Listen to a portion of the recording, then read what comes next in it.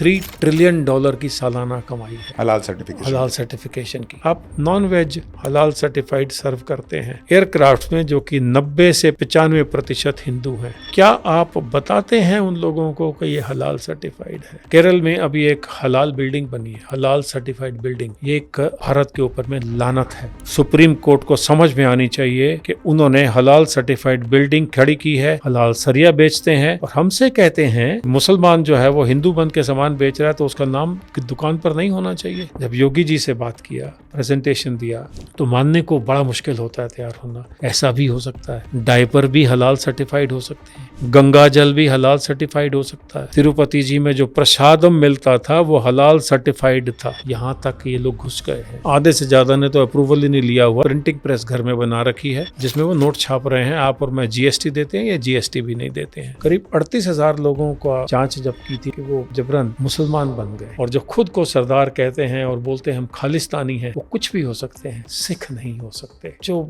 दूसरी तरफ में है बादल परिवार, ये खालिस्तानियों के साथ मिला हुआ है। बादल परिवार खालिस्तानियों से मिला हुआ है, इसकी क्या सबूत है? केजरीवाल जी कहते थे हमारी सरकार आएगी हम एक्शन लेंगे। केजरीवाल तो देखिए बेचारा वो उसकी पैदाइश और अंत तक वो झूठी है। वो तो कुछ भी बक देता है, वो आदमी थोड़ी है। मैंने सुना आपका शाहरुख खान से झगड़ा भी हो गया।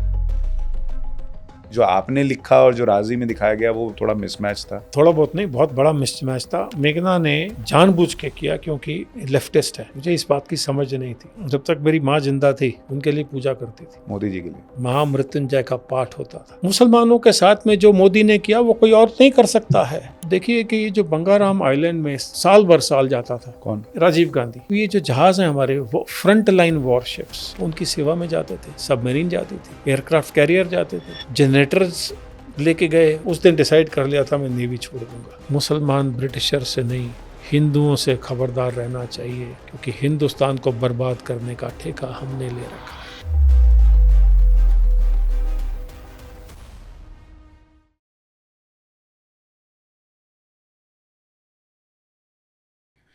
नमस्कार, हमारे इस खास show top angle with Sushant Sinha में आपका बहुत स्वागत है। ये वो शो जिसमें हम किसी भी विषय को थोड़ा टॉप एंगल पर जाकर देखते हैं ताकि चीज़ों को लार्जर पर्सपेक्टिव में देख सकें, समझ सकें। और आज हम कुछ बहुत अहम विषयों पर बात करेंगे। देश में एक तो चर्चा है, उत्तर प्रदेश में कह दिया गया कांवड़ियों के रूट में जो दुकानें हैं, ढाबे हैं, रेहड़ी पटरी वाले हैं, वो अपना नाम बताएंगे। इस पर बड़ा हंगामा हो रहा है। क्या इस हंगामे की ज़रूरत है या नहीं है? हलाल सर्टिफिकेशन, इसकी बहुत लोग चर्चा कर रहे हैं कि भाई हिंदू जो है वो मुसलमान के यहाँ खाए ना खाए, इसकी चर्चा होती है। जो लोग हलाल सर्टिफाइड प्रोडक्ट्स यूज़ करते हैं उनका क्या, लेकिन इस सर्टिफिकेशन का मतलब क्या है? सीमेंट से लेकर दूसरी चीज़ें हलाल सर्टिफाइड कैसे होने लग गई? क्या हलाल सर्टिफिकेशन की आड़ में धर्मांतरण भी चल रहा है? इस देश के अंदर क्या राजनीतिक तंत्र जानबूझकर सोया हुआ है? और भी बहुत सारे ऐसे प्रश्न हैं जिन पर आज हम चर्चा करेंगे। और हमारे साथ बहुत खास मेहमान हैं, हरिंदर सिक्का साहब मौजूद हैं। सर, बहुत स्वागत है आपका। आपके तो बहुत सारे परिचय हैं जो देने होंगे। सिक्का साहब के बारे में मैं आपको बता दूं, एक बहुत पॉपुलर परिचय जो उनका है, जो आजकल यूथ जो है जिस तरह से उनको जानता है, एक फिल्म आई थी राजी, जो उनकी ही किताब पर बेस्ड थी। इसके अलावा वो इंडियन नेवी में रह चुके हैं और इंडियन नेवी में लेफ्टिनेंट कमांडर के तौर पर उन्होंने अर्ली रिटायरमेंट ले ली थी। साथ ही उन्होंने अभी हाल में ही एक और फिल्म प्रोड्यूस की थी, नानक शाह फकीर। हाँ, नानक शाह फकीर उन्होंने फिल्म हाल ही में प्रोड्यूस की थी और बहुत उसको लोगों ने पसंद भी किया, लेकिन उसमें बड़ा हंगामा भी हुआ। लेकिन बहुत सारी और चीज़ें चल रही हैं। और उनका एक परिचय ये भी है कि उन्होंने योगी आदित्यनाथ को हलाल सर्टिफिकेशन पर एक घंटे का प्रेजेंटेशन दिया था और उसके 3 दिन के बाद जो है उत्तर प्रदेश में हलाल सर्टिफिकेशन पर रोक लग गई थी। तो सर, बहुत सारे परिचय मैंने आपके दिए, लेकिन बहुत सारी कंट्रोवर्सी में आप रहते हैं। ये शुरू से था या अभी हाल फिलहाल का हुआ है? देखिए, अगर आप सच बोलेंगे तो कड़वा लगेगा। नानक शाह फकीर फिल्म बनाई गई थी लोगों को बताने के लिए कि हर एक हिंदू परिवार ने एक बेटा दिया जो सिख बना। गुरु नानक स्वयं हिंदू परिवार से थे और मैं जानना चाहता हूँ कि कोई एक भी हिंदू सिख खड़ा होकर बता दे कि उसके पूर्वज या मुसलमान या क्रिश्चियन, कोई भी, जो उसके पूर्वज हिंदू ना थे। हर एक परिवार ने एक बेटा दिया मुग़लों से लड़ने के लिए। तो नानक शाह फ़कीर के लिए आपत्ति कहीं से नहीं थी। बादल परिवार घर पर आके देख के गया था और अकाल तख्त ने अप्रूवल की चिट्ठी दी थी, एसजीपीसी ने चिट्ठी दी थी, अप्रूव किया था और तब सेंसर बोर्ड ने उसको अप्रूव किया। लेकिन उनकी प्रॉब्लम एक बहुत छोटी सी थी, उन्हें पैसा चाहिए था। अब उनके लिए धंधा है ये सब, और धंधे के लिए उनके लिए कोई चीज़ बड़ी नहीं है। धर्म तो बहुत दूर की बात है। 1000 करोड़ का हरिमंदिर साहब का जो बजट है वो कहाँ जाता है? कोई इनका फॉरेंसिक करा ले सुखबीर सिंह बादल के उनका और उनके परिवार का, तो पता लग जाएगा कि ये अचानक से इतना जल्दी इतने बिलियनियर कैसे बन गए। कौन से ऐसा जड़ी बूटी इन्होंने खोद ली कि जिसके लगाते ही ये जो है ना पैसा टपकने लग गया, बरसात होने लग गई। अब क्योंकि ये रूल है, नियम है कि पॉलिटिशियन ऐसे ही करते हैं, बट सिख ऐसा नहीं करते हैं, लेकिन उन्होंने किया। और 12,600 विलेजेस पंजाब में हैं।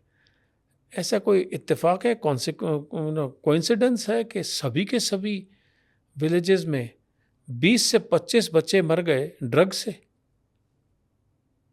नहीं हो सकता है जब तक उनका हाथ ना हो इसमें, और सिस्टम चाहे और ये रुके ना। इसी तरह तो वहाँ पर ये कंट्रोवर्सी शुरू हुई, पैसे मैंने दिए नहीं, जंग चालू हो गई। तो जहाँ जहाँ उन्होंने जंग की वहाँ हारे।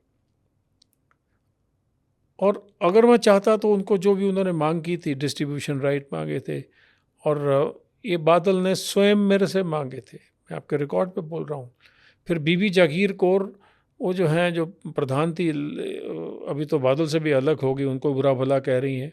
तो इन लोगों का ये बेपैंदी के लोटे होते हैं, कहीं भी कुछ भी बोलते हैं। तो बीबी जागीर कौर ने जब अक्षय कुमार के साथ में बॉम्बे में पोस्टर रिलीज़ किए थे इस फिसी फिल्म के, देखने के बाद में किए सब कुछ, फिल्म देखी, सब कुछ किया, तो उसने भी वही डिस्ट्रीब्यूशन राइट मांगे। तो इनका क्या हक है? ये तो गुरु ग्रंथ साहब को फॉलो ही नहीं करते। और जो खुद को सरदार कहते हैं और बोलते हैं हम खालिस्तानी हैं, वो कुछ भी हो सकते हैं, सिख नहीं हो सकते। क्योंकि गुरु नानक जी ने बाबर को चैलेंज किया था और बोला था, खुरासान खसमाना किया, हिंदुस्तान डराया, ऐती मार पई कुर्लाने तहकी दर्द ना आया। हिंदुस्तान का वर्ड यूज़ किया था, खालिस्तान बोला था। ये कौन लोग हैं, किसके नशे में हैं, कौन पैसा खिला रहा है इनको? ये मुश्किल नहीं है, क्योंकि गुरुद्वारा में जो पैसा चला जाता है, ये ड्रग मनी, ये वाइट हो जाता है, कनाडा भेज देते हैं। वहाँ कैनेडियंस जो हैं, सिख वहाँ बैठे हैं। ये बहुत बड़ी साजिश है पंजाब को घेरने की, क्योंकि पाकिस्तानी सिखों से बहुत डरते हैं। तो एक बहुत सिंपल तरीका ढूंढा है, उनको मेम कर दो, उनको इस काबिल ना छोड़ो।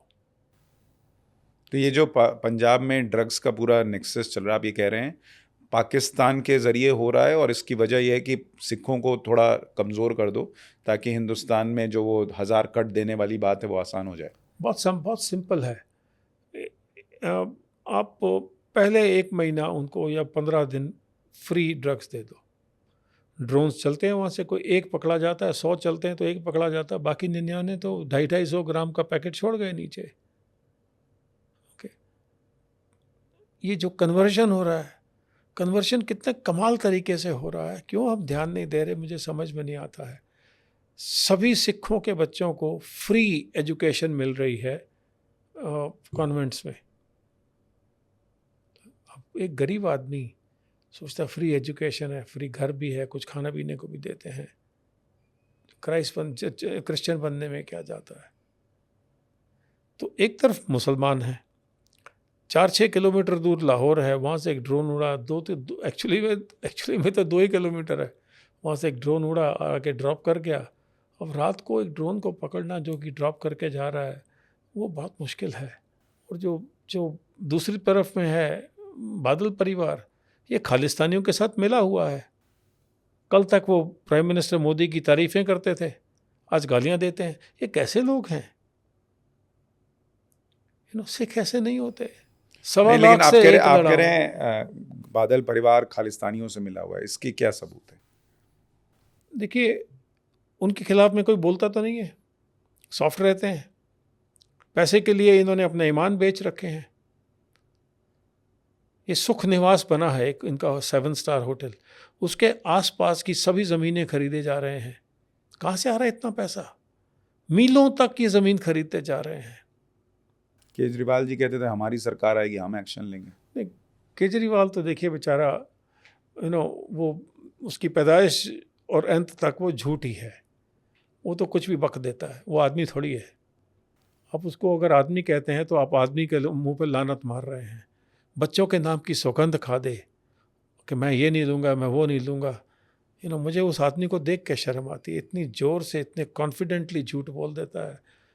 ये कैसे लोग हैं? आप एक चपड़ासी चोरी करे तो आप उसको सस्पेंड कर देते हैं, या रंगे हाथों पकड़े जाते हैं। और इनके खिलाफ में कोई एक्शन लगा हो तो इस्लाम खतरे में हो गया। ये हो रहा है। एक किन किन गुंडों को पाल रखे हैं और उनको एमएलए बनाए हैं, इसकी तो लिस्ट है हमारे पास में, सबके पास सार्वजनिक है ये लोग। आप इस्लाम की बात कर रहे थे, इस्लाम के खतरे में पड़ने की बात कर रहे थे, मुसलमान खतरे में की बात कर रहे थे। अभी एक बड़ी कंट्रोवर्सी चल रही है कि यूपी में कह दिया कि भाई दुकानदार हैं, ढाबे वाले हैं, ठेले वाले हैं, उनको अपना नाम लगाना चाहिए। हालांकि अभी जब हम ये चर्चा कर रहे हैं तब तक अंतरिम रोक सुप्रीम कोर्ट ने लगा दी है। लेकिन आप इस फैसले में देखते हैं कोई सांप्रदायिकता आपको दिखती है, मुसलमानों को टारगेट करना दिखता है?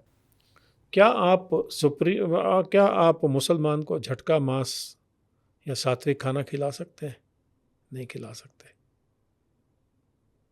सुप्रीम कोर्ट कौन होती है हमें ये बताने के लिए कि हम कहाँ से खाएं? हमें जांच करनी है, हमें पता होना चाहिए। आज पानी भी हलाल सर्टिफाइड है, अमेरिकन मस्टर्ड हलाल सर्टिफाइड है। वीर सावरकर जी ने एक स्टेटमेंट बनाई थी, मुझे मुसलमानों का या ब्रिटिशर्स का डर नहीं है, मुझे हिंदुओं से डर है जो हिंदुस्तान को गिराने में लगे हैं। तकलीफ़ यहाँ है। करीम रेस्टोरेंट में कभी आप जाइए, क्योंकि मुझे लिखना बहुत अच्छा लगता है तो मैं थोड़ा सा तफ्तीश में जाता हूँ इधर उधर से, तो वहाँ पर कई बार देखा है वो धोती बांध के माथे पर तिलक वो लगा के वहाँ पर बैठ के आप नॉनवेज खा रहे हैं। अरे खाना है तो घर खा लीजिए ना। यहाँ का खाना बहुत अच्छा होता है, डूब मरे ना आप, दर्द होता है, बहुत दर्द होता है। अपने आप को अमृतधारी सिख कहते हो, गुरु ग्रंथ साहब के सेवादार बोलते हो। मेरे पास में सबूत हैं उन लोगों के जो अमृतधारी हैं और उन्होंने नानकशार अप्रूव करते समय और जब वो होटलों में बैठ के दारू पिया था और खाना खाया था नॉनवेज। ये कैसे लोग हैं? ये ठीक नहीं है। ये जब हम हलाल सर्टिफिकेशन की बात करते हैं, आपने एक प्रेजेंटेशन उत्तर प्रदेश के मुख्यमंत्री योगी आदित्यनाथ को दी थी और उसके 3 दिन बाद रोक लग गई हलाल सर्टिफिकेशन पे। एक तो थोड़ा हलाल सर्टिफिकेशन लोगों को समझाइए। आपने कहा अभी पानी भी हलाल सर्टिफाइड आ रहा है, ये क्या होता है? और दूसरा, आपने जब योगी जी को प्रेजेंटेशन दिया तो क्या हुआ था उस कमरे में? देखिए, 5 देशों ने एक चाल चली आज से करीब 15 साल पहले, जिसमें कांग्रेस ने बहुत बड़ा हाथ प्ले किया। वो ये मलेशिया, जॉर्डन, टर्की, पाकिस्तान और इंडिया के इन्होंने एक संघ बनाया है, अभी भी चल रहा है, धड़ल्ले से चल रहा है। और आप गूगल कर लीजिए, $3 ट्रिलियन की सालाना कमाई है हलाल सर्टिफिकेशन की। आप लंदन में जाएंगे तो ब्रॉथल्स, वैश्यालय हलाल सर्टिफाइड है गैम्बलिंग डेंस हलाल सर्टिफाइड है, बार्स हलाल सर्टिफाइड है। ये पैसा कमाने के लिए कहीं तक गिर सकते हैं, कुछ भी कर सकते हैं। तो उसके हलाल सर्टिफिकेशन का मतलब क्या हुआ फिर? तो हलाल सर्टिफिकेट ये होता है कि ये जो NGOs बने हैं, जमायत उलेमा भारत में है, जमायत महाराष्ट्र, जमायत इस्लामिया, ये कुछ एक तो अप्रूवल भी लिए होंगे कांग्रेस से, आधे से ज़्यादा ने तो अप्रूवल ही नहीं लिया हुआ। एक प्रिंटिंग प्रेस घर में बना रखी है जिसमें वो नोट छाप रहे हैं, आप और मैं जीएसटी देते हैं या जीएसटी भी नहीं देते हैं। तो वो क्या करते हैं, हलाल ओरिजिनली हलाल सर्टिफिकेट ये कहता है कि कोई भी जानवर को हलाल करना है तो उसके खून की नस को काट दिया जाए। वो तड़प तड़प के मरता है तो ये कलमा पढ़ते हैं, और बच्चों के हाथ से कटवाते हैं। तो बच्चों को जिहादी तो ये बचपन से बनाने की कोशिश हो जाती है इसी तरह से, क्योंकि उनके मन से खून का जो है ना पश्चाताप निकल जाता है। और फिर वो जब मर जाता है बकरा, खून वून सारा निकल जाता है, तो उसके मांस को ये एक्सपोर्ट करते हैं। ये ओरिजिनल प्लान था। फिर मणिशंकर अय्यर ने और कांग्रेस ने मिलकर एक अपेडा को ऑर्डर दे दिया कि कोई भी एक्सपोर्ट जब तक हलाल सर्टिफाइड नहीं होगा एक्सपोर्ट नहीं करेंगे। तो इस एक ऑर्डर से क्या किया, आपने लाखों हिंदुओं को बिजनेस से बाहर कर दिया। क्योंकि हलाल मीट हलाल तभी है जब नीचे से लेके ऊपर तक सभी सुन्नी मुसलमान हो, शिया भी नहीं, सुन्नी मुसलमान हो। तो वाल्मीकि समुदाय और जो नीचे तबके के हिंदूज हैं या ऊंचे तबके के हैं या फिर सिख हैं, ये सारे उस धंधे से बाहर हो गए। करीब 38,000 लोगों का जांच जब की थी लब ने कि वो जबरन मुसलमान बन गए, क्योंकि उनका तो धंधा ही कोई नहीं है। उन तो शुरू से आज तक मांस ही काट के बेचा है। FSSAI में एक ऑर्डर है फूड सिक्योरिटी का, जो कि वहाँ के सेक्रेटरी वहाँ पर आके बैठ जाते हैं और करते कुछ नहीं है, जिसमें स्टनिंग ऑफ एनिमल्स, बेहोश करना मैंडेटरी है। उसके बिना मांस नहीं बेचा जा सकता। तो वो आंखें बंद करके बैठे हैं, स्टनिंग नहीं होती है, उन्हें पता है नहीं होती है। सर हमारे पास में मैन पावर, ये उनका जवाब मुझे मिला है कि सर यहाँ मैन पावर की प्रॉब्लम है। तो मैन पावर की प्रॉब्लम में आपने कभी शोर मचाया? आपने प्रधानमंत्री को बताया कि हमारे पास में ये प्रॉब्लम है, मैं इसको सॉल्व नहीं कर सकता हूँ? 1 लाख करोड़ रुपए का हलाल सर्टिफिकेशन का बिजनेस है, आपको शर्म नहीं आती है? एक कानून आपके लिए है और एक कानून पूरे देश के लिए है। आप बोलते हैं ये शरिया में ज़रूरी है, तो पानी कहाँ से हलाल सर्टिफिकेट हो गया, सर्टिफाइड हो गया? दूसरा, पहले नॉन वेज पर आइए। सिर्फ मिडल ईस्ट तो है जो हलाल सर्टिफिकेट मांगती है, जिसका 10-1 हज़ार रुपये करोड़ का बिजनेस है। चाइना, रशिया, यूरोप, श्रीलंका, ये कोरिया, ये तो कभी हलाल सर्टिफिकेट फूड नहीं मांगते हैं। इन्हें तो कुछ लेना देना नहीं है। अमूल घी कैसे हलाल सर्टिफाइड हो गया सर? तो गिरिराज सिंह जी से बात किया तो उन्होंने फिर सोडी को फ़ोन किया, जो अमूल का तब CEO था। तो बोलता जी वो मलेशिया बोलता है कि हम अमूल घी या कोई भी एक्सपोर्ट एक्सेप्ट नहीं करेंगे अगर वो हलाल सर्टिफाइड नहीं होगा। अब हलाल सर्टिफिकेशन के लिए क्या करते हैं, कोई उनके मौलवी जो आते हैं वो क्वालिफाइड होते हैं? नहीं, पैसा दे दो, जहाँ मर्जी ठापा लगवा लीजिए। ओके, तो अपेडा में तो रूल चेंज हुआ, लेकिन जो बुचरीज हैं वो सारी मुसलमानों के पास में है और कुख्यात लोगों के पास में है। तो आपने तो कह दिया कि चलिए अभी कुछ भी एक्सपोर्ट कर सकते हैं, बट वो झटका के लिए अनफॉर्चुनेट है कि 75% देश जो है वो नॉनवेज खाता है। कुछ 7-8 साल पहले तक मैं भी नॉनवेज खाता था। ईश्वर की कृपा से टोटल वेजिटेरियन हूँ, अंडा भी नहीं खाता हूँ, बट ये परमेश्वर की कृपा रही मुझ पर। बाकी तो जो खाते हैं वो खाएंगे, तो खाएंगे, उन्हें तो पता ही नहीं है। मैं आपसे एक सवाल करता हूँ, मैं बार बार ये बात एयर इंडिया से पूछ रहा हूँ, क्योंकि नाम के आगे एयर इंडिया लिखा है। आप नॉन वेज हलाल सर्टिफाइड सर्व करते हैं एयरक्राफ्ट में, जो कि 90 से 95% हिंदू हैं। क्या आप बताते हैं उन लोगों को कि ये हलाल सर्टिफाइड है? ये तो पता ही नहीं है लोगों को, मुझे भी नहीं पता था, आप बोल रहे हैं तब पता चल रहा है। तो उनसे सर्टिफिकेट लिए, उनकी फोटोकॉपी किया, कैमरा से खींचा, वो पूरी दुनिया को बताया, लेकिन वो मान नहीं रहे हैं, अभी भी बेच रहे हैं। क्यों बेच रहे हैं? आप उनको बोलिए कि आप झटका मीट बिना बताए सर्व करिए सबको। मुसलमान वहाँ पर धर्म के पक्के हैं, आप देखिए उनको एक तो चीज़ तो बोलेंगे कि वो अपने मज़हब के पक्के हैं, बट शरिया में कहाँ लिखा है कि आप एक जानवर को मारें, हलाल करें और उसे खाएं। मैंने मौलवियों की वीडियोस ट्वीट की हैं, वो बोलते हैं शरिया में कहीं नहीं लिखा है कि एक जानवर को आप तड़पा तड़पा कर मारें। बकरा ईद में बकरी खाने को मना किया गया है। एक मौलवी ने बोला है, जो मैंने ट्वीट किया है, मुझे तो कोई किसी मुसलमान का जवाब नहीं आया। तो दूसरी बात, आप शरिया पूरा मानिए ना। अगर आप चोरी करते पकड़े गए तो आपके हाथ काट देने चाहिए, शरिया कहती है। अगर आप किसी का रेप करते पकड़े गए तो आपका सर कलम कर देना चाहिए। आपको बैंक से लोन नहीं लेना चाहिए। आपको बैंक में आपने पैसा डिपॉजिट किया तो इंटरेस्ट नहीं लेना चाहिए, बंद कर दीजिए आप ना। वो पार्ट ऑफ शरिया मंजूर नहीं है।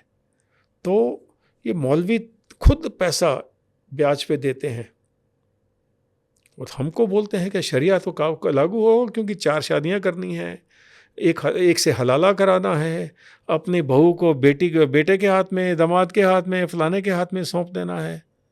ये शरिया है। जब हम हलाला सर्टिफिकेशन की बात कर रहे थे, हलाल सर्टिफिकेशन की, तो आपने कहा कि एक तो मांस की बात हो गई, दूसरा जो हम कह रहे थे कि भाई सीमेंट, पानी, ये सब भी हलाल सर्टिफाइड हो रहा है। ये क्या चीज़ चल रही है? गुंडागर्दी है, प्योर गुंडागर्दी है। केरल में अभी एक हलाल बिल्डिंग बनी है, हलाल सर्टिफाइड बिल्डिंग। ये एक भारत के ऊपर में लानत है। सुप्रीम कोर्ट को समझ में आनी चाहिए कि उन्होंने हलाल सर्टिफाइड बिल्डिंग खड़ी की है, हलाल सरिया बेचते हैं और हमसे कहते हैं कि ये जो है कोई मुसलमान जो है वो हिंदू बन के सामान बेच रहा है तो उसका नाम दुकान पर नहीं होना चाहिए। सुप्रीम कोर्ट कौन सी नींद में सोई हुई है? मैं जज साहबान से पूछना चाहता हूँ कि आप ऑफ द बीट इस तरह के डिसीजन लेंगे तो इस देश में कलह मच सकती है और आप रिस्पॉन्सिबल होंगे उस चीज़ के। आप समझते हैं कि आप हर दायरे से बाहर हैं। ये कैसा न्याय है? वो हलाल सर्टिफिकेट की बिल्डिंग बेच रहे हैं, इसका मतलब वो किसी हिंदू को उस मकान में नहीं घुसने देंगे। आपने तो कुछ नहीं कहा इस बारे में, चुप्पी साध के बैठे हैं। तो ये pick and choose decisions, directions, orders देना, कृपा करके हाथ जोड़ से विनती है आपको सुप्रीम कोर्ट, आपके ऊपर में देश का संविधान चलता है, बंद करिए, सोचिए, जांच करिए। यही कांग्रेस थी जिसने बोला था कि जो राम सेतु है वो गलत है और राम मिथ्या है। और सुप्रीम कोर्ट में जस्टिस के.जी. बालाकृष्णन की कोर्ट में ये रहा। मैं इम्प्लीड हुआ था पर्सनली उसमें जब वो सीजे थे। और जस्टिस विक्रमजीत सेन जो हाई कोर्ट के जज थे, उनकी बेटी की शादी में उनके घर पर जो मैंने सीजे को बोला था, अगर ये हुआ तो इस देश में तहलका मच जाएगा, आप सिंगल हैंडेडली रिस्पॉन्सिबल होंगे। मैंने कुछ और बोला था जो बहुत सख्त था, तो उन्हें वो हिंदी समझ में नहीं आई पूरी तरह से। जब तक आई मैं वहाँ से चला गया, क्योंकि वो कंटेम्प्ट नोटिस में मुझे पकड़ सकते थे। आप हमारे जज्बातों से ना खेलें। आप जिनको खालिस्तानी बोलते हैं वो मात्र एक आधा % होंगे, बाकी के सिख ऐसे नहीं हैं। आप हमारे जज्बातों से ना खेलें, क्योंकि बार बार जहाँ तहाँ में राम बसा, राम के ऊपर में और शिव जी के ऊपर में और कृष्ण के ऊपर में कितने शब्द गुरु नानक जी और दूसरे गुरुओं ने गुरु ग्रंथ साहब में लिखे हैं। ये जो हिंदू सिख कर रहे हैं, ये सिर्फ अपनी झोलियां भरने के लिए कर रहे हैं। ये ठीक नहीं है, क्योंकि पानी सर से ऊपर जा रहा है, जा भी चुका है। पर अब तकलीफ ये है कि हमारी सरकारें सोई हैं। जब योगी जी से बात किया, प्रेजेंटेशन दिया, तो मानने को बड़ा मुश्किल होता है तैयार होना। ऐसा भी हो सकता है, डायपर भी हलाल सर्टिफाइड हो सकते हैं, गंगा जल भी हलाल सर्टिफाइड हो सकता है। तिरुपति जी में जो प्रसादम मिलता था वो हलाल सर्टिफाइड था। यहां तक ये लोग घुस गए हैं, ये जानबूझ के इस देश में शरिया लाना चाहते हैं, जो कि औरंगजेब करता था जजिया के तौर पर। वो मुझे या मेरे भारतवासियों को मंजूर नहीं है। आपने योगी जी को ये सब बताया, उस मीटिंग में क्या हुआ फिर? तो उन्होंने कहा था कि वो जांच कराएंगे और थोड़ा समय लगेगा।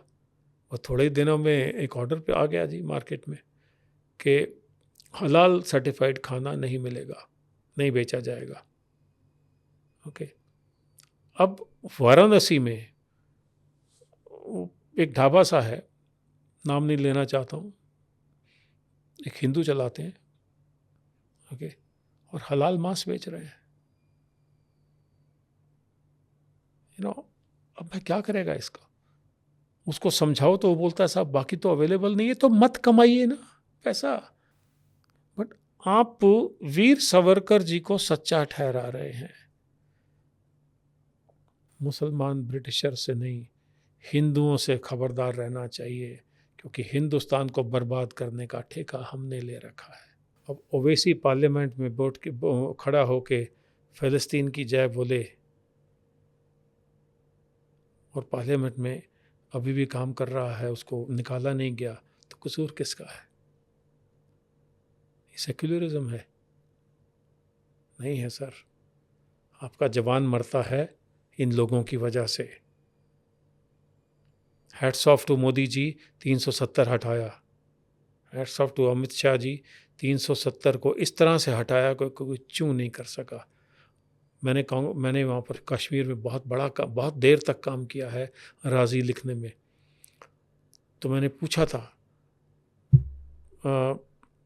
फारूक अब्दुल्ला जी से कि ये क्या माजरा है। मुझे ये महिला हैं सहमत, कृष्ण की भक्त हैं और देश के लिए अपना सर्व निछावर कर दिया। तो इसके आप एक मांगो, हजारों हैं। लेकिन कांग्रेस पिछले 20-30 साल से 5,000 से 8,000 करोड़ रुपया यहाँ खर्च करती है टेरर मारने के लिए नहीं, टेरर लागू करने के लिए, चलते रहने के लिए। उसी से कमाई है। मुझे उनके शब्द हैं ये कि हम सारस्वत ब्राह्मण थे। कोट करिएगा मुझे आपके उसमें। हम सोए क्यों हैं? क्या वजह है कि हमारे देश में औरंगजेब रोड है, औरंगजेब लेन आज भी है? हुमायूं ने क्या किया इस देश के लिए कि हुमायूं है? अकबर कोई सेक्युलर राजा था? हजारों राजपूतों को मारकर उनकी बहू बेटियों को उठा के बंदी बना के ले आया था। ये सच्चाई क्यों नहीं हम दिखाते लोगों को? बच्चों को स्कूल में क्यों नहीं पढ़ाते हैं? पढ़ाना नहीं चाहते हैं, क्योंकि जब तक कांग्रेस थी ये लोग ऊंचे रहे। किसी ने झांसी की रानी के ऊपर फिल्म बनाने की सोची भी नहीं। जब ये बात योगी जी तक पहुंचाई थी कि इस तरह से, वो बाकायदा प्रेजेंटेशन देना पड़ा था, क्योंकि वो चाहते थे समझना कि ये ऐसा हो सकता है। तो उनका ऐसा हो रहा है, आप देखिए ज़रा जांच करा लीजिए। तो उन्होंने जांच कराया, बट जल्दी जांच कराया, और जो भी समय उन्होंने लिया, एक ऑर्डर निकाला कि हलाल सर्टिफाइड खाना नहीं बिकेगा। सुई भी हलाल है, धागा भी हलाल है, डायपर भी हलाल सर्टिफाइड है। तो ये ऐसा, और अभी तो केरल में मैंने बताया आपको, बिल्डिंग्स, घर ही हलाल सर्टिफाइड है। आप अगर ज़्यादा कुछ खींचते हो उनको, वो सुप्रीम कोर्ट चले जाते हैं। सुप्रीम कोर्ट में तो बड़ी जल्दी उन्हें स्टे मिल जाता है। आपने कहा बीच में कि 38,000 लोग ये हलाल सर्टिफिकेशन के चक्कर में जो है उनका कन्वर्जन हुआ है, उन्होंने धर्म बदला है। ये 38,000 का फिगर कहाँ से आया?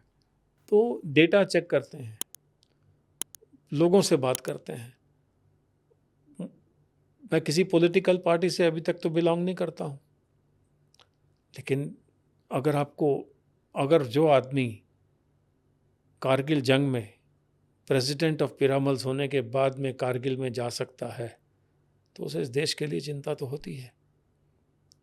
जुनून है तो जांच कराते हैं, एक से पूछते हैं कि तुम्हारे परिवार में खाली अकेला तो नहीं होता पूरा परिवार ही हिंदू छोड़ के, और तो वो फिगर टू फिगर कई महीने लग जाते हैं। टेलीफोन से कहीं से बात करते हैं, किसी को पर्सनली मिलते हैं। तो ये एक अनुमान तो निकला था 45-50 हज़ार लोगों का, बट उसको कंजर्वेटिव में लाते 38,000 पर नंबर आया। और वो लिस्ट मिल सकती है सरकार को, पूछे ना उनसे जाके कब हुए, कैसे हो गए। उससे पहले कांग्रेस थी, वो तो ये लिस्ट मांगने को ही तैयार नहीं थी, सुनने को ही तैयार नहीं थी। आपने कहा जो लोग हलाल सर्टिफिकेशन से जुड़े हैं वो ऊपर से लेकर नीचे तक वो पूरी चेन सुन्नियों की होनी चाहिए, तब वो हलाल सर्टिफाइड होता है। फिर आपने कहा कि कुछ ऐसी कंपनियां हैं जो हलाल सर्टिफिकेशन के लिए मौलाना मौलवी बुलाती हैं और वो सर्टिफाई कर देते हैं। वो क्या प्रोसेस है फिर? वहाँ तो सब जो सुन्नी मीट नहीं है। वाला प्रोसेस है, उसके लिए, सिर्फ उसके लिए सारे के सारे सुन्नी होने मुसलमान होने चाहिए। बाकियों के लिए तो कोई ज़रूरी नहीं है। आप उनको बुलाइए अपने प्लांट में, आप वो सर्टिफिकेट छाप जाएंगे आपके, उनका पैसे दीजिए, कैश में दीजिए, कैश में ले लेंगे, गोल्ड सिल्वर में दीजिए, जिसमें मर्जी दीजिए, वो लेके घर चले जाते हैं, दुकान चला रहे हैं मज़े में। यूपी में, लखनऊ में ऐसे लोग पकड़े गए हैं सीएम द्वारा जो नकली सर्टिफिकेट बना के ही बेचे जा रहे थे। हलाल सर्टिफिकेशन ही नकली थे। नोट गलत नकली छापते हैं, समझ में आता है, हलाल सर्टिफिकेट भी नकली छापे, पकड़े गए वहाँ पर। तो एक यूपी सीएम ही क्यों करे सारा कुछ? ठीक है, UP is a very big city state, एक 1/4 आबादी है वहाँ पर, लेकिन आप खाली एक स्टेट को क्यों पकड़े बैठे हैं? अब देखिए उसका उलट हिसाब में कर्नाटक में क्या किया। हम मुसलमान के लिए अलग कानून लेके आ रहे हैं, उनके लिए ये रियायत और वो रियायत। मेरी एक बात बीच में रह गई थी। एक तरफ वो नेहरू परिवार बाबर के कब्र के आगे माथा टेकता था, और दूसरी तरफ नेहरू ने राजेंद्र प्रसाद जी को मना किया था लिखित रूप में, पब्लिक डोमेन में है, कि आप सोमनाथ टेम्पल का रिजुविनेशन, इनॉग्रेशन नहीं करेंगे। आप इनके सारे कारनामे देख लीजिए, काले कारनामे। इन्होंने हिंदुओं का, सिखों का पक्ष कभी नहीं लिया है। 370 लगाने से पहले हम ऑक्यूपाइड कश्मीर ले लिए थे, क्यों वापस किया? 97,000 सोल्जर्स पकड़े गए थे बांग्लादेश में, उसके बदले में हमसे उनसे कुछ भी वापस ले सकते थे। इन्हें तो नोबेल अवार्ड चाहिए था। ये जब तक जिए हैं इस देश में लूटपाट करके खा रहे हैं। बोफर्स हुआ, नेम इट। अभी हाल ही में और वो जो हेरल्ड है, नेशनल हेरल्ड, उसी को खा गए हैं और बेल पर हैं। ये कैसा कानून है सुप्रीम कोर्ट का कि वो बेल पर हैं तो चले जा रहे हैं बेल पर? ये आम आदमी के लिए सहूलियत क्यों नहीं है?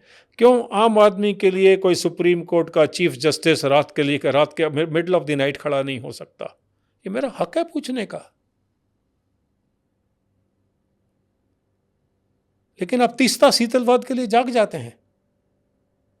ठीक है, उनको दीजिए जो आपके न्याय है, और ये न्याय सबके लिए होना चाहिए। 1 नेशन 1 लॉ।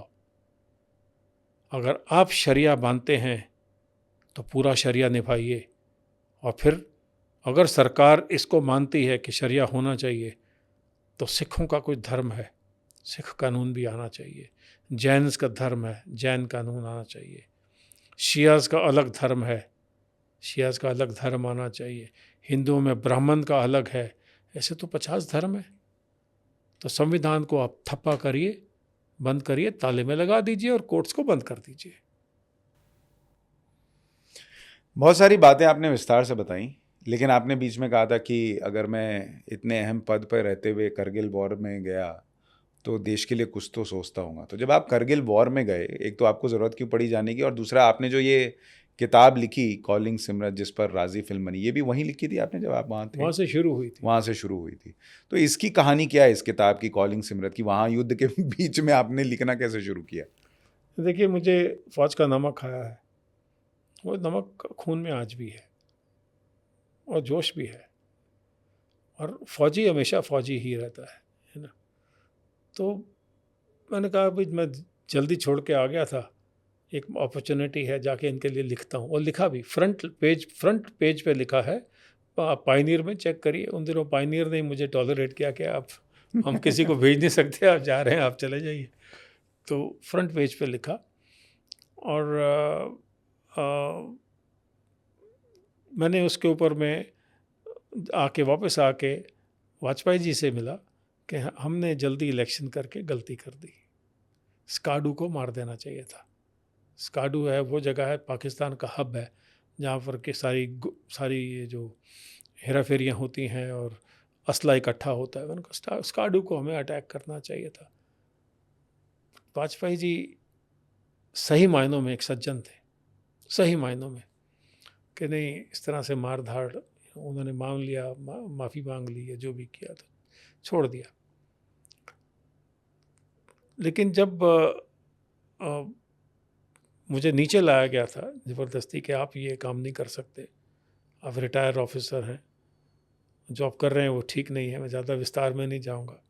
तो नीचे आके बार में, जब वो मेस में, मैंने सबको गालियां बकी थी। यू नो, उस दिनों में महज में 35 साल का था, जोश तो वैसा ही था। तो एक ऑफिसर ने खड़ा होकर बोलता है कि सभी गद्दार नहीं हैं, मेरी माँ गद्दार नहीं थी। तो 8 साल लगे उसकी रिसर्च में, लिखने में, क्योंकि उस औरत ने मेरा घमंड चूर चूर कर दिया था कि मैं बहुत ताकतवर, ब्रेव हूँ, फौजी हूँ, ब्रेव आदमी हूँ। बच्चे माँ बाप छोड़ के मैं कारगिल युद्ध में चला गया। बट इसकी कहानी सुनी, पढ़ी, तो सब बराबर हो गया कि मेरे से तो ये बहुत बड़ी है। तो फिर इन्हें खोजना शुरू किया। तब इसकी खोज श्रीनगर से शुरू हुई, घर से शुरू हुई, और मुझे बहुत लोगों ने वहाँ बहुत मदद किया। मैं कई कई हफ्ते वहाँ रहता था उन दिनों में, और उन लोगों के यहाँ जिनके यहाँ पूरा पूरा खाना घर पर अपने लिए नहीं है, उन लोगों के साथ मैं रहा हूँ। अपने लिए 4 रोटियाँ बनाते थे तो 2 मुझे दे देते थे। इस तरह के मुसलमान हैं। ओके, तो सभी को एक थाली में, एक ब्रश में पेंट कर देना ठीक नहीं है। लेकिन जब वापस आया और राजी को, मेघना गुलजार को डायरेक्टर बनाया, जो कि एक ऑथर कभी नहीं करता है, बट गुलजार साहब को प्रॉमिस किया था, उन्होंने कहा था कि मेरी बेटी को काम नहीं मिल रहा है, मैंने कहा मैं डायरेक्टर बनाऊंगा। तो फिल्म देने को मना कर दिया जब तक मेरी शर्तें पूरी नहीं होंगी। इतना पैसा चाहिए जो उन्होंने कभी सुना नहीं था, लाखों में तो नहीं था। और मैंने सुना आपका शाहरुख खान से झगड़ा भी हो गया? नहीं नहीं। नहीं, झगड़ा नहीं था शाहरुख खान से। जब वो समर खान, मेरे पास उनका एक डायरेक्टर है जिसने शौर्य फिल्म बनाई थी, डायरेक्ट की थी, तो वो आया था अपने एक आर्ट डायरेक्टर, शायद भट्टाचार्य को या कैसा कुछ आदमी है, तो वो मुझे मिलने आया था 2008 में। तो उसने कहा था कि आप ये मुझे दे दीजिए, मैंने फ़िल्म बनाऊंगा। तो मैंने उसको जांच किया कि भाई आप क्या बनाएंगे, क्या करेंगे। तो मुझे बात उसकी पसंद नहीं आई, तो मना कर दिया। तो बोलता था कि सब आप जो मर्जी कर लें, फिल्म तो मैं बनाऊंगा, आपको क्रेडिट दे दूंगा, जहाँ लड़ लीजिए। तो उसकी बेचारे की किस्मत ख़राब। मैं छिब्बा के पास चला गया, मेजर छिब्बा, वो मेरे दोस्त थे, अभी नहीं है, गॉड ब्लेस हिज सोल। तो वो मेरे साथ गोल्फ खेलते थे, और गौरी खान के फादर हैं, शाहरुख के फादर इन लॉ हैं। तो वो चिट्ठी भेजी गई, किताब भेजी गई, और 15 दिन के अंदर अंदर, या 10 दिन के अंदर अंदर एक माफ़ीनामा आया, बाकायदा साइन किया हुआ, रेड चिलीज़ के लेटर हेड के ऊपर में संवर खान का, कि मेरा ये मतलब नहीं था, मेरा वो मतलब, वो सब बाकी तो मैंने ऐसा तो कहा नहीं था और ऐसा कहा था, आप गलत समझ गए, गलत सुन लिए। तो मुझे जो शायद नहीं करना चाहिए था, बट गुस्से में था कि ऐसा वो समर खान क्यों कर गया, मैंने उसको पब्लिक डोमेन में वो चिट्ठी डाल दी।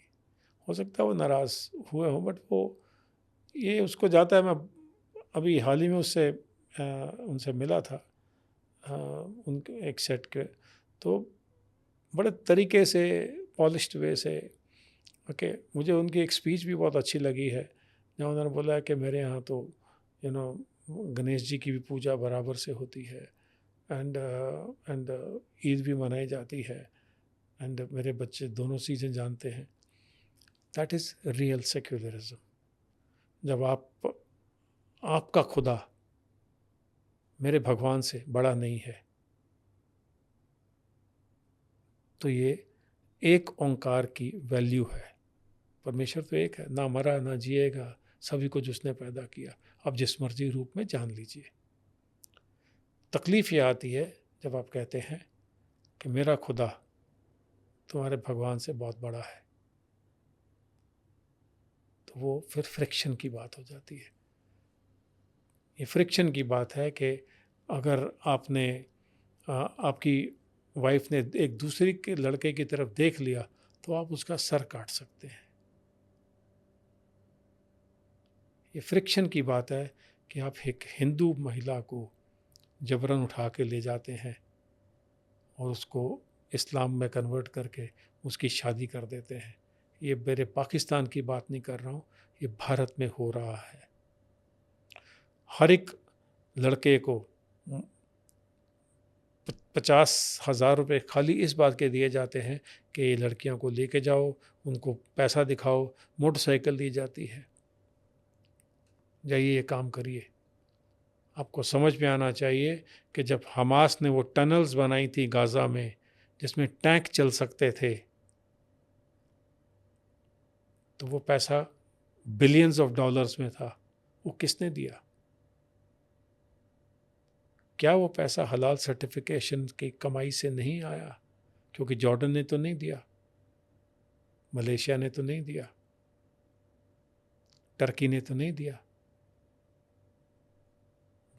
पर टनल बनी, फोर्टिफाइड टनल्स बनी, टैंक्स चल सकते थे। आज पूरा का पूरा संसार इस बात से क्यों चुप है कि इजराइल के सैकड़ों बच्चे मार दिए गए, लड़कियों को रेप करके काट के फेंक दिया गया, और हम बता रहे हैं कि उन्होंने वापस रिटेलिएशन में किया। क्यों किया? हमें किसी को गोली मारने का शौक नहीं है, फौजी हूँ, लेकिन हम क्यों चलाते हैं गोली? हम नहीं चलाएंगे तो वो मार देगा। इसे रिटेलिएशन। क्या भारत ने कभी किसी पर अटैक किया है? बता दीजिए आप मुझे कि हमने उठ के श्रीलंका को अटैक कर दिया कि अब छोटे हैं हम, आप मेरे आ जाइए। आपको एक दूसरा उदाहरण देता हूँ। भारत महाद्वीप बहुत बड़ा है, ओके, श्रिंक होता गया, छोटा होता गया, छोटा हो गया। 100 भारत तो नहीं बने, 100 जगह तो हिंदुस्तान नहीं फैला, लेकिन 1700 साल पहले क्रिश्चियन ईसाई जीसस आए थे। आज 100 देश हैं जो कि क्रिश्चियनिटी को मानते हैं। 1400 साल पहले इस्लाम आया था, 56 देश हैं जो इस्लामिक हैं। भारत ने तो हिंदुइज्म जगह जगह नहीं फैलाई। लेकिन अगर आप मेक्सिको जाएं तो उनके रूरल इंडिया में वो जो बड़े और छोटे मिल के रहते हैं, उस जगह को कहते हैं मोहल्ला। और गुआवा को बोलते हैं अमारूद। भारत से वो आइलैंड में, वो जो बड़ा सा आइलैंड है मेक्सिको, उसकी अमेरिका के साथ में जॉइनिंग है, नेक्स्ट डोर है, बट अमेरिका से तो कोई बात नहीं मिलती। छोटे बच्चे बड़ों के पाँव के छूते हैं। वो कहाँ से सीखा उन्होंने? दंडवत करते हैं। कहाँ से सीखा?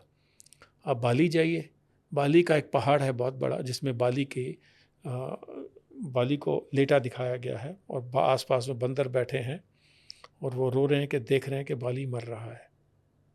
तो उसके नीचे में गुदा हुआ है पहाड़, चट्टान के ऊपर बड़ा बड़ा लिखा है, धर्म हेतु अवतार्यो गोसाई, मार्यो मोहे व्याध को नाही, मैं बैरी सुग्रीव प्यारा, अवगन गवन नाथ मोहे मारा। और हम संस्कृत से परहेज करते हैं। गुरु नानक साहब ने संस्कृत में शब्द गाया था, धूप मल्यान लो पवन चवरो करे, सगल बन राय फुलंत ज्योति, कैसी आरती होए भव खंडना तेरी आरती। अकालियों को रोज रात को 8 बजे हर गुरुद्वारा में ये शब्द गाया जाता है। मतलब पूछिए क्या है संस्कृत आप बता में? दीजिए। तो धूप मल्यान लो चंदन को कहते हैं कि जितने पहाड़ हैं उसमें जो पेड़ गिरे हैं बने वो चंदन की तरह खुशबू फैला रहे हैं। धूप मल्यान लो, मल्यान धूप होता है, धूप मल्यान लो चंदन, वो चंदन के जो पेड़ हैं वो धूप बन के महक रहे हैं। धूप मल्यान लो सगल चवरो करे, पवन चवरो करे, पवन चवरो मीन चवर कर रही है, हिला रही है। सगल बन राय फुलंत ज्योति, पूरी वनस्पति फूलों से सजी है। मैं तुझे एक थाली से सोने की या चांदी की उससे कैसे मोहित करूं? तुम्हारी तो आरती पूरी सृष्टि कर रही है, कैसी आरती होए भव खंडना तेरी आरती। मैं चैलेंज करता हूं, मुझे आपके बेस्ट अकाली नेता को यहाँ पर बिठा दीजिए, मैं उसके 4 शब्द पूछूंगा, वो नहीं बता पाएंगे, क्योंकि उनको वो मलयानलों से क्या लेना देना। यहाँ पैसे लाओ, भाड़ में जाए बाकी, ड्रग्स में दारू में लिपटे हुए हैं।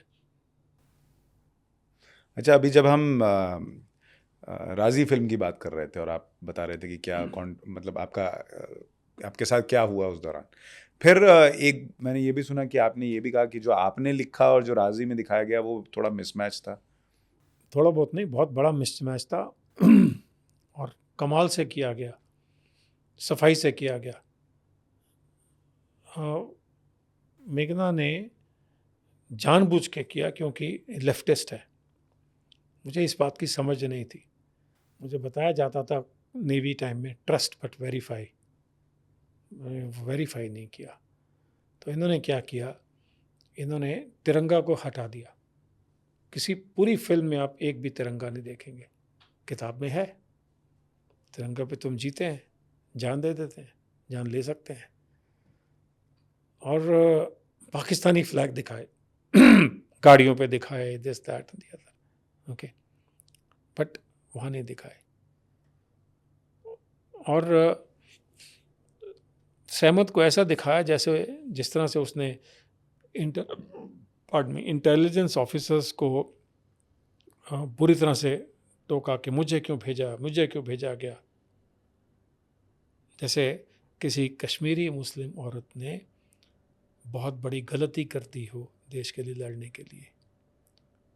सच उलट है, वो देश में आती है रेड कारपेट पे, उसको वो सारा निकाल दिया, उसको वो ट्राई कलर को देखती है, बाउज डाउन, बोलती है कि thank you for taking me back home. Okay, mother धरती को बोलती है माँ,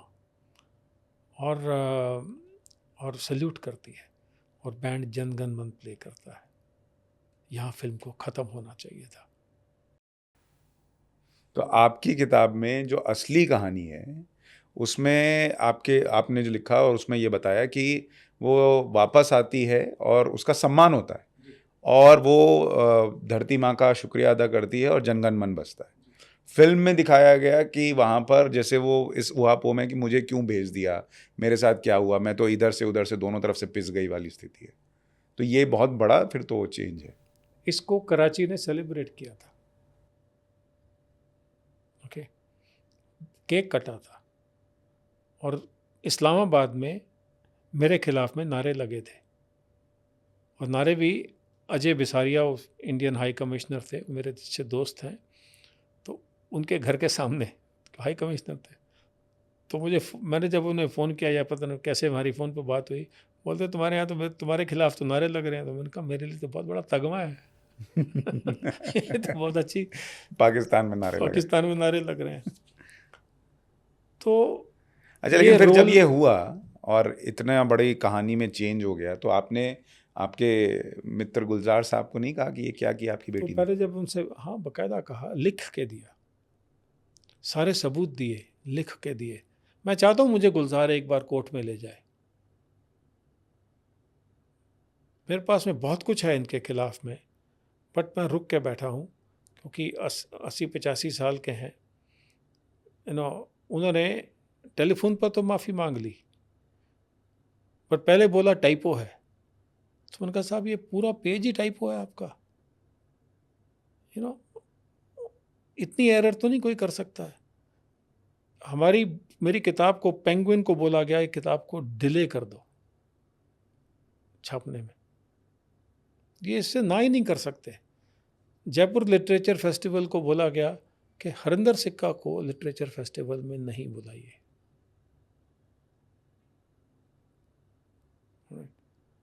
तो ये सब ऐसी, ये ओछी हरकतें होती हैं। अब वो एक बाप अपनी बेटी के लिए कर रहा है, बट क्या संस्कार दे रहा है बेटी को? तो बेटी ने तो मेरी पीठ पे छुरा भोंक ही दिया। बेटी ने एक वो एसिड वाली अटैक वाली फिल्म बनाई थी, राजी के बाद में, जो पिट गई है, बिल्कुल नहीं चली, दीपिका पादुकोण ने, छपाक। वो जिसने लिखी थी उसका क्रेडिट खा गई और अपने नाम पे कर लिया। तो वो कोर्ट में गई, दिल्ली हाई कोर्ट में, जीता उसने केस। तो ये खून में है क्या? किसी का क्रेडिट खा जाना, किसी के लिए स्टोरी चेंज कर देना। मुझे डायरेक्टर्स कट ना दिखाना। दिल्ली में फिल्म इन्होंने आमी को स्क्रीन की थी, स्पेशल स्क्रीनिंग, मुझे नहीं बुलाया था, क्योंकि अगर मैं ये फिल्म देख लेता तो रोक देता था। तो पैसा महान है इन लोगों के लिए। बट मैंने इनको कहा था, देखिए नानक शाह फ़कीर 3 नेशनल अवार्ड जीती, परमेश्वर ने दिए, मेरी तो औकात नहीं थी। Cannes, Los Angeles, Toronto red carpet में गई। राष्ट्रपति जी ने, मुखर्जी जी ने राष्ट्रपति भवन में फिल्म की स्पेशल स्क्रीनिंग कराई। वीआईपीज़, वीवीआईपीज़, मिनिस्टर, सबको बुलाया। तो ये ईश्वर की कृपा हुई, एक सच्चा संदेश जाना था। आज 19 करोड़ से ज़्यादा लोग यूट्यूब और दूसरे चैनल्स पर ये फिल्म देख चुके हैं। रोज़ 4 से 5 हज़ार लोग देख रहे हैं आज भी। तो पैसे कमाने के लिए तो नहीं था। तो मैंने इन्हें बोला कि ये फिल्म आपकी राजी नेशनल अवार्ड तो नहीं जीतने वाली। तो कहते हैं आपको क्या पता क्या होता है, कैसे होता है, और नहीं जीती। उस फिल्म में आपने जो एक रिश्ता बनाने की कोशिश की गई थी, कश्मीरियों को बताने की कि हम, आप जो कर रहे हैं हम उसकी इज्जत करते हैं, ये बताना था ना उनको। तो वो तो हमारे साथ में शुरू से हैं। आज देखिए ना 370 हटाने के बाद में क्या हो रहा है। अब जाइए, चक्कर लगाइए, एक बार घूमिए जरा, गुण गाते हैं। क्योंकि उनको अब समझ में आ रहा है, और इलेक्शन में उन्होंने रिजल्ट दिए हैं, अब समझ में आ रहा है कि उनको उनको उनके ऊपर में एक एक भैंसा डाल दिया था कि फॉक्स आ जाएगा, ये हो जाएगा, वो हो जाएगा, दूसरे आ जाएंगे, आरएसएस आ जाएगी। मैं आपको एक बड़ा इंटरेस्टिंग किस्सा बता देता हूँ। 2014 में कश्मीर में सैलाब आया था। तो इतना बुरी तरह से आया था कि कोई वहाँ जाने को तैयार नहीं था। मैं तो गया था अपनी कंपनी के प्लांट्स लेके, वाटर प्लांट्स लेके। एक प्लांट 5-5 हज़ार litre per hour water, pure water dispense करे, क्योंकि सारा पानी में तो मवेशी मर गए, तो सब है ना, अब लगाने के लिए कोई था नहीं। और young Abdullah, Omar Abdullah chief minister थे। तो उन्होंने कहा मेरे पास मैन पावर नहीं है। तो जब ढूंढने लगे तो किन्होंने काम किया? आरएसएस ने। तो आरएसएस वालों के वहाँ पर बजा रहे थे, तो फौजी हूँ, वो जब लगा दिए सारा 5 प्लांट 12 प्लांट लगे थे, कुछ गुरुद्वारों में, कुछ मंदिरों में, कुछ मस्जिदों में, क्योंकि वो हाई प्लेट्यू पे होते थे, वहाँ जाके पानी पी लीजिए। अब गुरुद्वारों में या मंदिरों में मुसलमानों ने पानी नहीं पिया, आराम से पिया। पानी की तो सब कुछ ज़रूरत है। तो मैंने एक सुझाव दिया था, ये जो सेपरेटिस्ट हैं, मरते फिरते हैं, इनका सत्यानाश कर देते हैं, क्योंकि इन्होंने मेरे बड़े फौजी मारे हैं। ये जो याशीन मलिक है, इसने 2 एयरफोर्स ऑफिसर्स को शॉर्ट रेंज पे गोली मारी थी, जिनको कि doctor Manmohan Singh, so called secular thumb impression prime minister of my country, वो तो गले लगे थे ना प्रधानमंत्री निवास में। घर बुला के उन्होंने उसको उनका सत्कार किया था, जैसे पता नहीं बहुत तगमा जीत के आए हैं। तो मैंने कहा था कि ये लोग हमें मार रहे हैं, इनको मुक्ति कर देना चाहिए, इनको ख़त्म कर देना चाहिए। फौजी तो ऐसे ही सोचते हैं। तो आरएसएस वालों ने बोला था, हम ये काम नहीं करते। ये फ़र्क है। किस तरह से यही बात केरल में हुई, दवाइयाँ की कमी थी, हम फार्मास्यूटिकल कंपनी है, तो हमने, क्योंकि मेरा नेवी के साथ में चोली दामन का साथ है, तो जब हुआ तो नेवी को रिक्वेस्ट किया कि हम शिप लोड्स के भर के दवाइयाँ भेजी वहाँ। हमारी मैन्युफैक्चर नहीं थी, मांगी लोगों से, कुछ खरीदी, क्या किया, तो भिजवाई वहाँ पर। और टीके नायर हैं, former principal secretary to doctor Manmohan Singh, बड़ी मदद की उन्होंने मेरी। राइट। और मुझे मिलवाने भी ले गए कि आप मिलिए। तो मैंने कहा, साहब मुझे इनसे कुछ चाहिए नहीं, कोई भी सर्टिफिकेट नहीं चाहिए, लूँगा भी नहीं, क्योंकि सहमत कहती थी, अगर आपको परमेश्वर कर्म से नवाजे तो इससे बड़ा रिवॉर्ड नहीं हो सकता। तो दवाइयाँ भेजी थी। अब वो जो दवाइयाँ बांटी जा रही थी, तो उसमें कौन काम कर रहे थे? आरएसएस। एक हीरामठ थे आरएसएस के, उन्हें मारा गया, पीटा गया। वो पट्टियाँ बांध के फिर दवाइयाँ बांटनी शुरू कर देते। समझ में नहीं आता इनका। कोविड के दौरान ये संघ से जुड़े हुए लोगों ने मास्क लगा के लोगों की मदद की। तो मैं वही कह रहा हूँ कि ब्रेन वॉशिंग इतनी ज़बरदस्त हो चुकी है। ब्रेन वॉशिंग और नैरेटिव, ये इस देश में बहुत चल रहा है। प्रधानमंत्री मोदी को लेकर भी बहुत कुछ कहा जाता है कि उन्होंने देश बर्बाद कर दिया, कश्मीर बर्बाद कर दिया, या उस तरह से काम नहीं कर रहे हैं। आपकी इस पे सोच क्या है? देखिए, जब तक मेरी माँ जिंदा थी, उनके लिए पूजा करती थी, मोदी जी के लिए।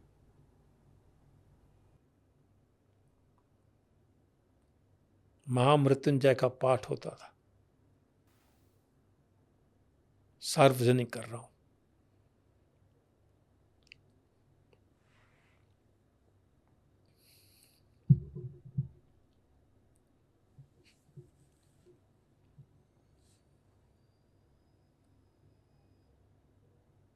तो बेटा तो वही बोलेगा, वो बेटे ने तो देखा है। मैं विदेश जाता हूँ अब, तो बोलते आइए आइए आइए, सैल्यूट मार देते हैं कुछ तो। यो इंडिया इंडिया, कई कई जगह जाता हूँ, इज्जत मिलती है। हम एक लड़की को जानते हैं पाकिस्तान में, कमाल की एक्ट्रेस है, सबा कामर। उनकी एक इंटरव्यू आई, तो मैंने उनको पूछा, ये क्यों लिखा आपने?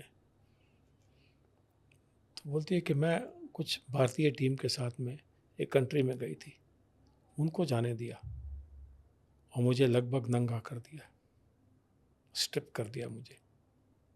तो बोलते हैं, ये मैं पाकिस्तानी हूँ, ये मेरे पासपोर्ट की वैल्यू है। और रो पड़ी। ये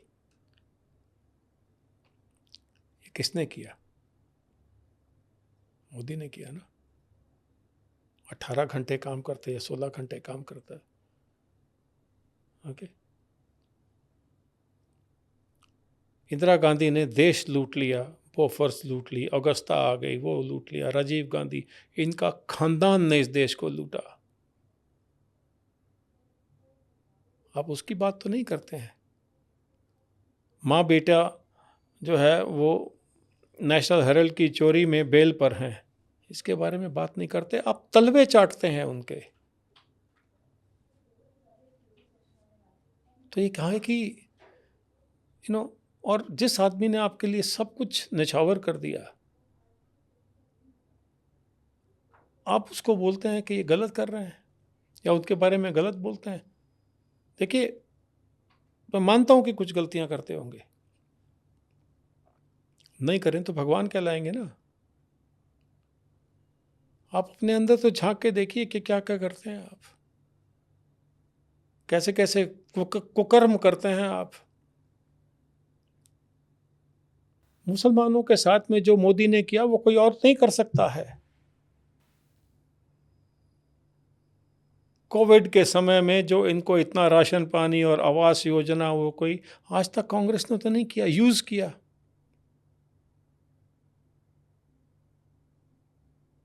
तो जो बुजुर्ग है ना, ये पल्स समझ लेते हैं। और वो माँ जो कि 7-7, 8-8 घंटे पूजा करती थी, बहुत समय पूजा करती थी, खाना खाते हुए कुछ मंत्र मंत्र करते पढ़ती रहती थी। उन्हें महामृत्युंजय खुद नहीं आता था, मेरी बेटी को आता है। गुरुकुल में संस्कृत पढ़ के आई। राइट। वो पहली बार जब हुआ तो बोलते इसको चालू करो, इसको कंटिन्यू करो। पूरी की पूरी न्यूज़ सुनती थी। अब कहीं भी आ जाए तो यू स्टार्ट अंडरस्टैंडिंग कि कुछ तो ठीक होगा, फिर आप फॉलो करना शुरू करते हैं। अब मैं या तो ग्लास को हाफ फुल मानूं या हाफ एम्प्टी मानूं। मैंने अपने दोस्त, सबसे नज़दीकी दोस्त को जिंदा जलते सुना, देखा नहीं। 1984 राइट्स में, वो राइट्स नहीं था, कार्नेज था। जगदीश टाइटलर तो आज भी घूम रहा है। कमलनाथ के ऊपर के तो केस ही नहीं बनाया इन्होंने। धर्मदास शास्त्री, ये सब खुले घूमे। एक सज्जन कुमार को पता नहीं इन्होंने कैसे पकड़ लिया। क्या ये सुप्रीम कोर्ट और बाकी की कोर्ट सब तक सोई थी? तब कोई रात को नहीं जागा उठ के? ये सवाल के जवाब तो देने पड़ेंगे इनको, आज नहीं तो कल देने पड़ेंगे, क्योंकि आप हमारे जज्बातों के साथ छेड़छाड़ कर रहे हैं। ये ठीक नहीं है। जब प्रधानमंत्री की बात करते हैं आप, कई बार मैंने पढ़ा, आपने कहा कि ऐसे भी प्रधानमंत्री हुए जो हर साल बर्मिंघम जाते थे परिवार के साथ। तो मैं नेवी में था तब। वो बर्मिंघम नहीं है, मैं गलती से बोल गया, वो बंगाराम आइलैंड है। अच्छा। लेकडीव्स के, वो स्लिप ऑफ टंग था। क्योंकि मेरे बड़े नाजुक इमोशनल अटैचमेंट है उस सब्जेक्ट से। मैंने उस दिन डिसाइड कर लिया था मैं नेवी छोड़ दूंगा, जबकि मेरे घर में ऐसे हालात नहीं थे। ओके, पिताजी रिटायर हो गए, मेरे बच्चे हैं, वो बिना पेंशन के मैं बाहर आ जाऊं, बड़ी मुसीबत होने वाली थी। लेकिन मैंने जो कहा था उस वक़्त, वो नेवी में बहुत लोगों को पसंद नहीं आया था। जिनको नहीं पसंद आया था वो नेवी चीफ बन गए, तलवे चाटने वाले। रामदास, जिसने जैसे ही जो नौकरी से छुटे CNS से, आप ज्वाइन कर ली आम आदमी पार्टी। फिर आपने भगा दिया तो कुछ सोरोस है ना, जो उसको ज्वाइन कर लिया। उनकी बेटी जो है, उसका एक ISI के बेटे से उसके शादी हुई थी। जब वो नेवी चीफ था तब हुई थी, और कांग्रेस ने तो कुछ नहीं कहा। उस तरह से एक विष्णु भागवत था, उसको तो खैर बीजेपी सरकार ने सैक किया था। तो वो किसी तरीके से ये लोग फिट नहीं थे, बट चमचागिरी में सब 2-2 किलो 5-10 किलो का अमूल बटर ले जाके लगा देते थे जोर से। तो अब देखिए कि ये जो बंगाराम आइलैंड में साल भर साल जाता था। कौन? राजीव गांधी, सेक्युलर या ऑनेस्ट, और अमिताभ बच्चन भी गए उनकी पार्टीज में, और वो सारे के सारे इटालियंस गए। अब ये जो जहाज़ हैं हमारे, वो फ्रंट लाइन वॉरशिप्स, उनकी सेवा में जाते थे। सबमरीन जाती थी, एयरक्राफ्ट कैरियर जाते थे, जनरेटर्स लेके गए। अब सोचिए वहाँ कुछ नहीं है, इलेक्ट्रिसिटी, पानी, सब कुछ ने शिप के थ्रू जाना है। तो मेरे कोर्समेट्स जो हेलीकॉप्टर पायलट्स थे उनको तो आपने वेटर बना दिया। शिप से वाइन्स लिए, विस्की लिया, सिगार्स लिए, रशियन कैवियर लिए। अब बंगाराम आइलैंड में पहुंचाए गए, ये पार्टियां करते थे वहाँ पर, शैंपेन्स खोलते थे। अब शिप्स जो हैं वो इनके 7-8 दिन 10 दिन के ट्रिप में अलॉन्ग साइड तो जा नहीं सकते क्योंकि बहुत गहरा है पानी, तो आइडल करते थे। इंजन को कितना नुकसान होता है उस आइडलिंग से, इनकी बला से। करोड़ों रुपए की आप खर्च कर देते हैं और कोई पता नहीं, फर्क नहीं पड़ता है आपको, अय्याशी कर रहे हैं आप वहाँ पर। तो ये वर्ड अय्याशी मैंने नेवी में रहते रहते बोला था, प्राइवेटली, अधिकारियों को, किसी को, ओके। और वो चुप गया उनको बहुत बुरी तरीके से, लेकिन कहा कुछ नहीं क्योंकि अंदर में मन में गिल्ट था। बट मैंने 1990 में इस्तीफ़ा दिया था, 3 साल लग गए कि भाई आप नहीं जा सकते, आप क्वालिफाइड हैं सरफेस टू एयर मिसाइल के, एंड फ्रंट लाइन शिप में आपने नेवी के इतिहास में सबसे ज़्यादा मिसाइल फायर की हैं, सबसे अधिक फायर की हैं। तो मैंने वो लाइन ही छोड़ दिया कि मन उठ गया था इन लोगों से कि ये मेरे चीफ बनेंगे, मुझे कल को एडमिरल बन के ऐसे लोगों को देखना है। तो क्या देखना है, रामदास के टाइम पर उसी की कमांड में INS कमोरता डूब गई थी, 14 ऑफिसर्स और 26 के करीब जवान मर गए थे। इस आदमी का कोर्ट मार्शल होना चाहिए था, इसको नेवी चीफ बना दिया गया था क्योंकि इसने बंगाराम आइलैंड में बड़ी सेवा की थी, तलवे चाटे थे।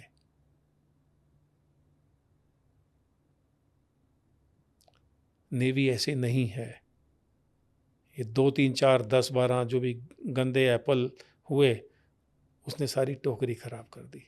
मैं अकेला रिज़ाइन नहीं किया था, हमने ये कह के नहीं रिज़ाइन किया था कि हम इसलिए छोड़ रहे हैं, बहुत वो म्यूटनी कहलाती है। तो जो मेरी नई किताब आई है गोबिंद, उसमें प्रॉपर जिक्र किया है इस बात का, क्योंकि एक ऑफिसर का कोर्ट मार्शल होता है, तो वो कोर्ट मार्शल में कुछ सवाल पूछता है, तो उसकी इन्वेस्टिगेशन हुई होगी, क्योंकि इसको रिलीज़ करने में नेवी चीफ खुद आए थे, एडमिरल हरि कुमार। देखिए, सच जो है आप कितना भी छुपा लीजिए, उसने परत दर परत साफ सामने आ जाना है। ये राजीव सर्कस और इंदिरा सर्कस, कनॉट प्लेस को, अब कनॉट प्लेस बदली है नाम, बट इन लोगों ने जब तक जिंदा थे देश को लूटा। पीट नेहरू, इंदिरा, राजीव, संजय जब मर गए तो प्राइम लोकेशंस 10-10, 20-20 एकड़ की अपने ग्रेवयार्ड के लिए ले ली, मकबरे हैं इनके।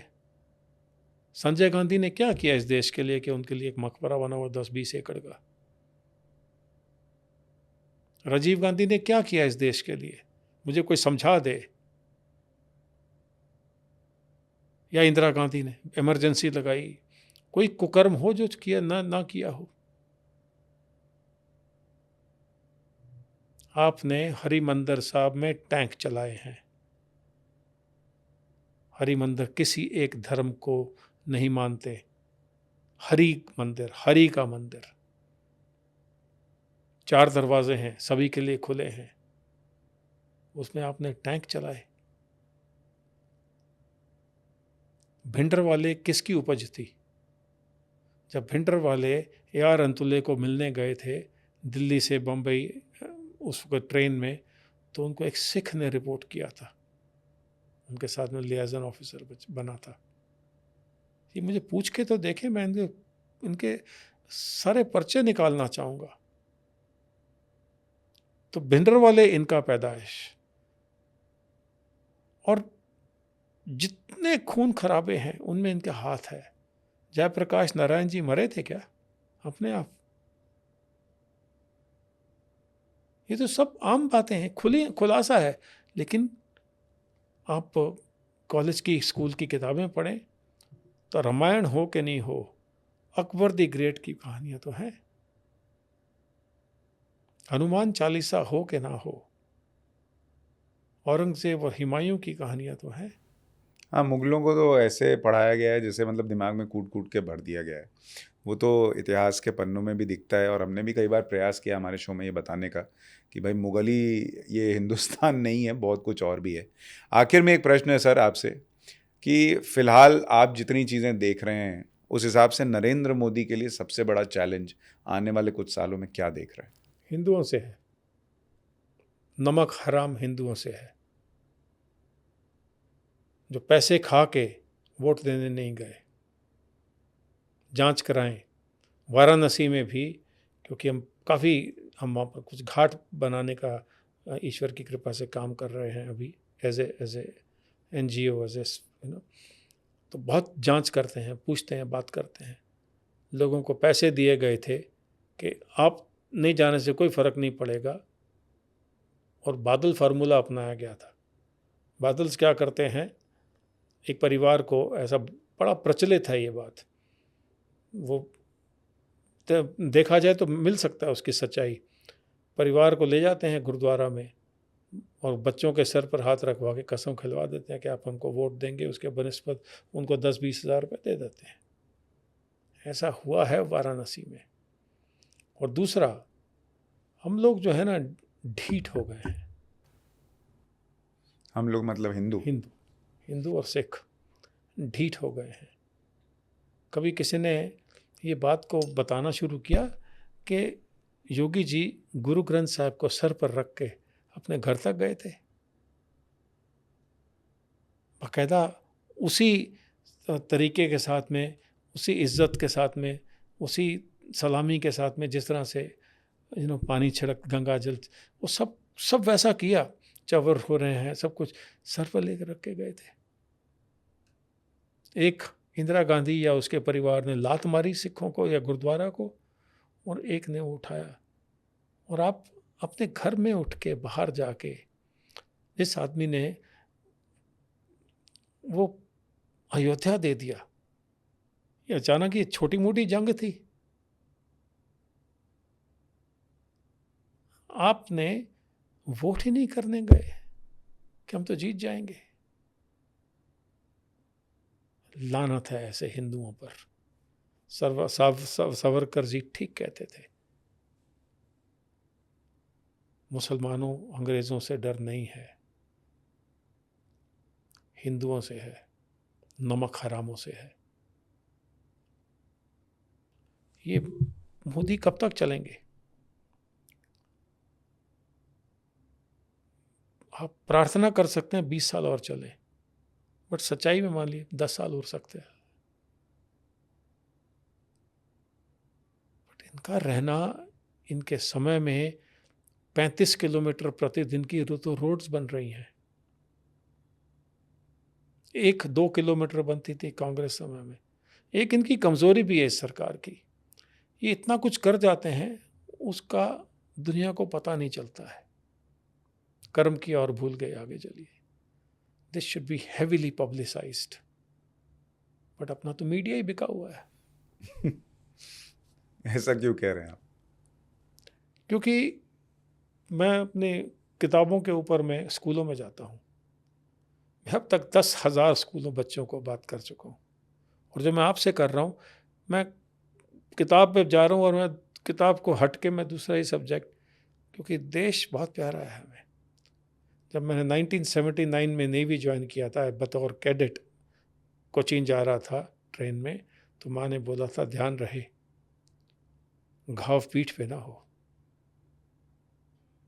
मतलब कि लगे तो यहाँ लगे, पीठ मत दिखाना। उस परिवार से आया हूँ।